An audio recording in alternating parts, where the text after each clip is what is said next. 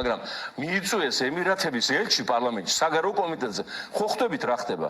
იმდენი წერილები ვწერეთ ჩვენ ის არაბული ქვეყნების მეთაურებს, იმ თაღლითური კომპანიის დამფუძნებელ ალამბარებსა და ამბარებს და ვიღაცებს, გაფრთხილებებით, რომ პირველი რეჟიმ ივანიშვილის არის არალეგიტიმური, უკანონოდ ცნობილი, მასთან ხელმოწერილი კონტრაქტები არის იურიდიულად ბათილი და როგორც კი ესენი შეიცვლებენ, ჩვენ გავაუქმებთ თქვენთან ხელმოწერილი კონტრაქტს და ვერანაირი არბიტრაჟი ვერ დაგიდგებოდ გვერდში და ვერ მოიგებთ საქმეს, გექნება ზარალი. და მეორე, ივანიშვილი, როგორც რეჟიმის მეთაური არის სანქცირებული, ასევე მისი დაჯგუფება ამერიკის შეერთებული შტატების სახელმწიფო დეპარტამენტის მიერ და აქედან გამომდინარე სანქცირებულთან თანამშრომლობა, ანუ ქურდთან თანამშრომლობა, ნახურდალის გაყოფაში ნიშნავს იმას, რომ შენს მოხდები სანქციების ქვეშ და შესაბამისად სანქციები დაუანონსეთ ჩვენ არაბ მეგობრებს იმ სამშენებლო კომპანიიდან. ამამ უნებრივია გამოიწვია დიდი პანიკა იმ არაბულ სტრუქტურებში და ელჩის ვიზიტი პარლამენტის საგარეო კომიტეტში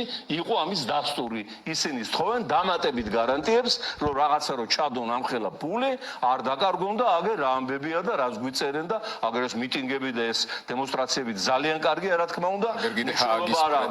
პერსპექტივა. ვინ ჩაატარებს ამ მიტინგს? ახლა თუ აღარ ვიქნებით მეგობრებო ამ ქვეყანაში, აღარც პროამერიკელობა დასჭირდება ვიღაცას, არც პრორუსობა, არც პროინდუელობა. ძალიან კარგია რომ ყველა ჩამდგარია ამ მარაქაში, შეიძლება ითქვას, მაგრამ გაითვალისწინეთ, რომ გარკვეული პრორუსული